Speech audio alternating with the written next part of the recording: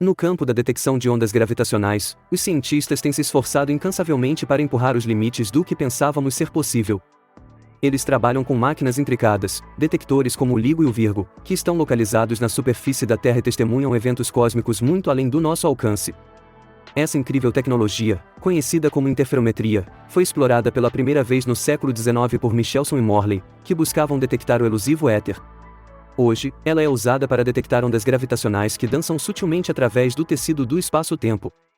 Você consegue imaginar? A luz se dividindo em dois componentes, enviados em direções diferentes, refletindo em espelhos e se recombinando para criar um padrão de interferência que fala de fenômenos acontecendo a milhões de anos-luz de distância. Mas, como em qualquer grande história, há uma reviravolta. Mesmo com essas maravilhas científicas, ainda estávamos limitados pelas próprias leis da física. Até agora, é claro. O véu foi levantado um pouco mais, e o que está além? Você vai ouvir sobre isso em breve. E aí, minha galera maravilhosa e curiosa? Animados para desvendar o desconhecido juntos? Eu sou o seu apresentador, César, e ao meu lado está nosso comentarista perspicaz, Sônia. Estamos aqui para te levar em uma jornada ao coração das curiosidades no curioso e incrível. Oi pessoal! Mal posso esperar para mergulhar no tópico de hoje. E enquanto você está aqui, não se esqueça de se inscrever no nosso canal e clicar no ícone do sino para ficar atualizado com as nossas explorações diárias. Vamos lá, vamos começar?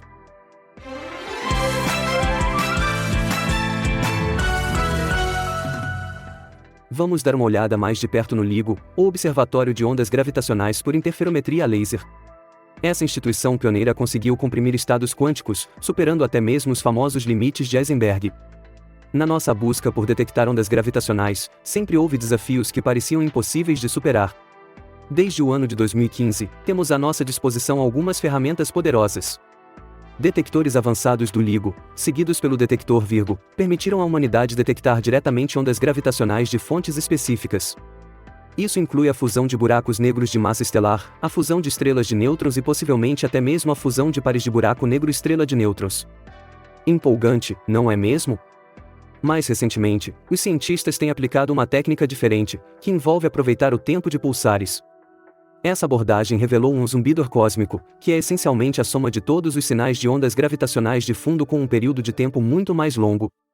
Sim, o universo zumbi em sua própria maneira única.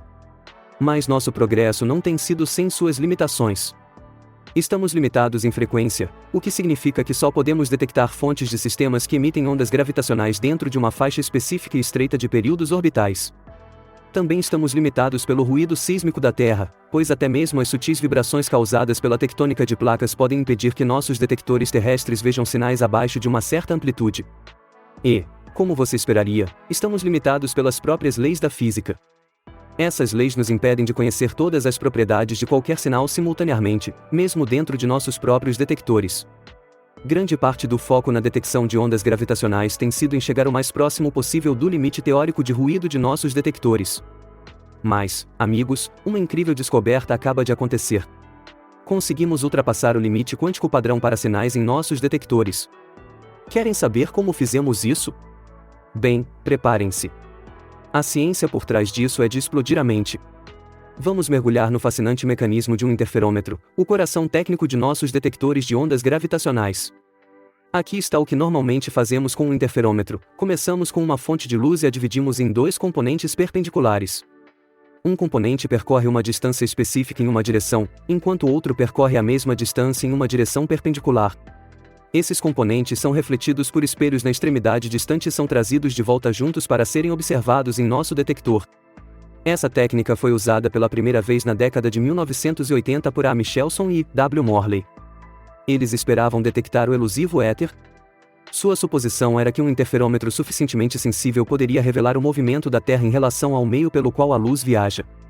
Se você dividir a luz em dois componentes perpendiculares e trazê-los de volta juntos, eles produzem um padrão de interferência. Se houver um meio pelo qual a luz viaja, esse padrão deve depender da orientação do seu aparelho em relação ao seu movimento. Então, se entendi corretamente, eles esperavam ver um padrão de luz diferente com base no movimento da Terra através do suposto éter? Exatamente. Mas o experimento deles não produziu os resultados que eles esperavam. Eles não encontraram nenhum éter e há uma boa razão para isso.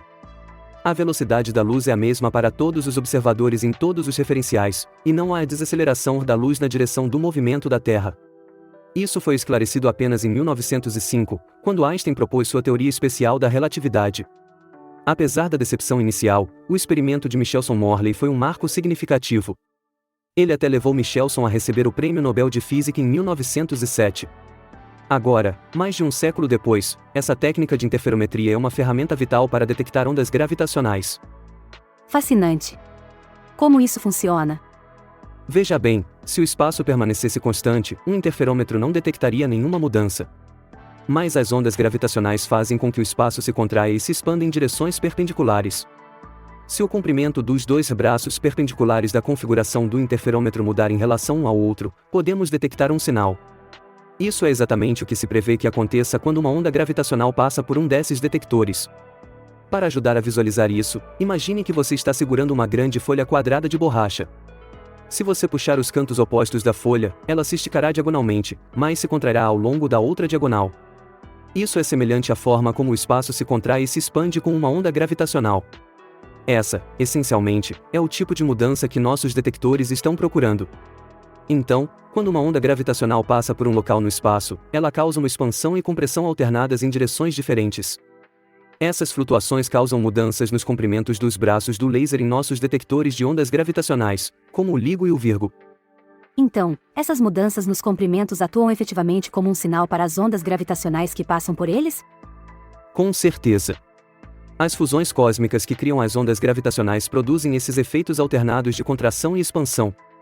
Ao refletir a luz do laser dentro da cavidade algumas milhares de vezes antes de recombinar os feixes e reconstruir o sinal, uma mudança periódica no padrão de interferência observado deve revelar a presença das ondas gravitacionais.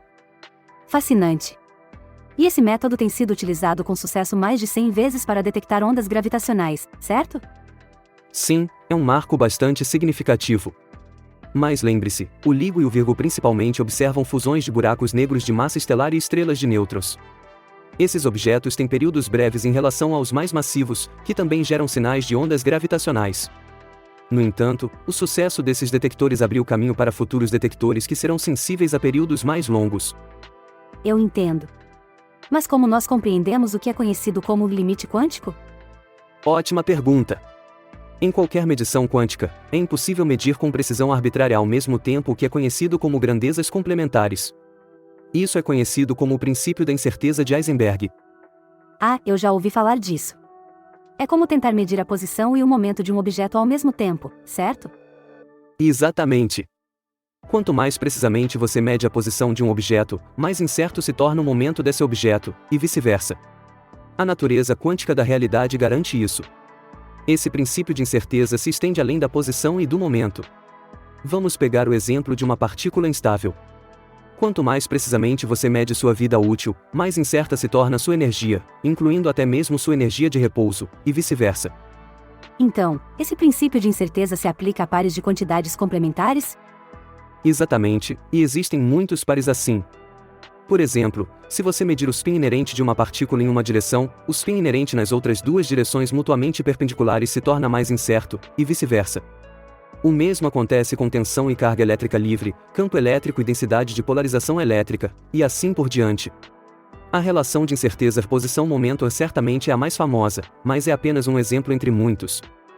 Eu consigo ver como isso adicionaria complexidade à medição de algo como uma onda gravitacional. Você acertou em cheio. Esse conceito de incerteza se torna muito importante para detectores como o LIGO, especialmente em relação aos fótons que viajam de um lado para o outro pelos braços do interferômetro. Considere a relação de incerteza entre a amplitude e a fase de um sinal de luz. Pense nisso como realizar uma videochamada com uma largura de banda total limitada. Você precisa escolher entre ter áudio e vídeo de qualidade média, ter áudio de alta qualidade com vídeo pior, ou vídeo de boa qualidade com áudio interrompido. Então, existe uma troca semelhante entre a amplitude e a fase de um sinal de luz? Exatamente. Existe uma quantidade total de incerteza inerente que não pode ser removida de ambos os componentes do sinal, combinados, independentemente dos truques que você use. No entanto, com a técnica dos estados quânticos comprimidos, você pode ajustar a quantidade de incerteza na precisão da amplitude e da fase para extrair o sinal máximo possível dos seus dados em sua busca por detectar ondas gravitacionais. Agora é onde fica ainda mais interessante. Com a técnica de compressão quântica, a precisão de um pode ser aumentada em detrimento do outro. Como isso funciona? Em vez de deixar a natureza fazer a escolha padrão, os pesquisadores do LIGO começaram a otimizar essa troca para maximizar as informações que podem extrair de um sinal de onda gravitacional. Eles utilizam o que é conhecido como compressão quântica dependente da frequência. Parece técnico, mas o que isso significa? É quando uma maior incerteza de amplitude é escolhida em momentos posteriores à fusão e uma maior incerteza de fase é escolhida em momentos anteriores. Isso melhora a sensibilidade padrão que foi alcançada anteriormente quando a natureza tomava a decisão. Essa técnica notável melhorou a sensibilidade de detecção do LIGO em até 65%, tornando possível detectar fusões em distâncias maiores e visualizar sinais de amplitude mais fraca. Então, essencialmente, eles aprimoraram sua capacidade de detectar essas ondas? Exatamente. Essa técnica também ajuda a caracterizar melhor a fonte, auxiliando os cientistas a identificar propriedades como massa e distância para quaisquer fusões observadas. Quais são alguns dos principais desafios que eles enfrentam com essa abordagem? Bom ponto. Os espelhos que refletem a luz a laser do LIGO podem ser uma fonte de ruído quântico, um tipo de perturbação de fundo. Isso é verdade mesmo em temperaturas criogênicas e com o vácuo mais puro dentro dos braços a laser já criado na Terra. Portanto, em altas frequências, conhecer a amplitude do sinal se torna menos importante. Em vez disso, é o conhecimento das fases que desempenha um papel fundamental. Esse equilíbrio entre fase e amplitude é uma dança fascinante. Em altas frequências, eles comprimem as fases, o que acaba fazendo com que os espelhos vibrem, criando o que eles chamam de rumor dentro dos espelhos do LIGO. Um rumor? Isso me lembra da vez em que eu estava em um show e o grave era tão intenso que fez o prédio inteiro vibrar. Exatamente. Agora, em frequências mais baixas, a luz pode ser comprimida de forma diferente. Lá eles otimizam a amplitude da onda, reduzindo esse rumor, em detrimento de uma fase menos precisa. Isso é aceitável porque a caracterização da fase em baixas frequências dessas fontes é menos importante do que os sinais de fase em alta frequência. Então, comprimindo de maneiras diferentes para diferentes frequências. Isso me lembra quando eu tentei fazer as malas para as minhas últimas férias. Eu tive que escolher quais itens eram mais importantes para comprimir na minha mala. Essa é uma analogia perfeita. E essa técnica dá uma enorme vantagem para o LIGO. Ela ajuda a identificar o sinal mais cedo do que nunca, o que significa mais dados para trabalhar. E aqui está um desenvolvimento empolgante: o LIGO conseguiu alcançar a compressão dependente de frequência. Agora eles desfrutam do melhor dos dois mundos: maior sensibilidade de fase em altas frequências e maior sensibilidade de fase de amplitude em baixas frequências. Incrível! É como se eles tivessem descoberto como colocar tantos itens essenciais quanto os não essenciais em sua mala. Essa é uma ótima maneira de colocar. Como disse o professor Hanna de Cari do Caltech, antes, tínhamos que escolher onde queríamos que o LIGO fosse mais preciso. Agora podemos comer nosso bolo e ainda tê-lo. Embora os braços de laser duplos do LIGO tenham cada um 4 km de comprimento, os efeitos quânticos minúsculos são fundamentais para suas capacidades. Veja bem, o LIGO começou a comprimir a luz para sua terceira coleta de dados nos anos de 2019 e 2020. E então eles tiveram que interromper as atividades para realizar melhorias, certo? Sim, isso está correto. Mas eles reiniciaram para sua quarta coleta de dados em maio de 2023, com novas cavidades dependentes de frequência para comprimir a luz. E essas melhorias não se limitam apenas ao LIGO. Ah, você quer dizer o detector Virgo? Exatamente. O detector Virgo atualizado, que também utiliza luz comprimida, se juntará à coleta de dados em alguns meses. E não podemos esquecer o Observatório de Ondas Gravitacionais CAGRA, que adiciona um quarto detector. A equipe em breve também aproveitará o comprimento quântico dependente de frequência. Portanto, no campo das ondas gravitacionais, nossos detectores são tão precisos que até mesmo a menor melhoria pode ser um poderoso aprimoramento quando se trata de explorar o universo fraco e distante. Então é como se estivéssemos aumentando a resolução em nossa TV cósmica? Sim, exatamente. Como disse Lisa Barsotti do MIT, não podemos controlar a natureza, mas podemos controlar nossos detectores. A natureza quântica da luz cria o problema, mas a física quântica também nos dá a solução.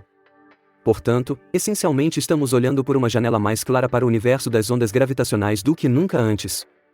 Resumindo, os detectores de ondas gravitacionais como LIGO e Virgo deram um salto quântico. Apesar do ruído e dos limites impostos pela física quântica, eles conseguiram avançar usando o espremer quântico dependente de frequência. Agora eles podem detectar eventos cósmicos distantes com uma precisão maior do que nunca. Afinal, no campo da detecção de ondas gravitacionais, parece que não se trata de quanta barulheira você faz, mas sim de como você a faz. Isso é um resumo perfeito. E para nossos ouvintes por aí, se vocês gostaram dessa jornada quântica tanto quanto nós, não se esqueçam de espremer o botão de curtir. Deixem um comentário e compartilhem este episódio com seus amigos, família e todos os seus colegas entusiastas da física quântica. Estamos muito gratos pela sua companhia nesta jornada cósmica e mal podemos esperar para tê-los de volta em nosso próximo episódio. Até lá, mantenham os olhos no céu e a mente aberta para as maravilhas do universo. Não poderia ter dito melhor.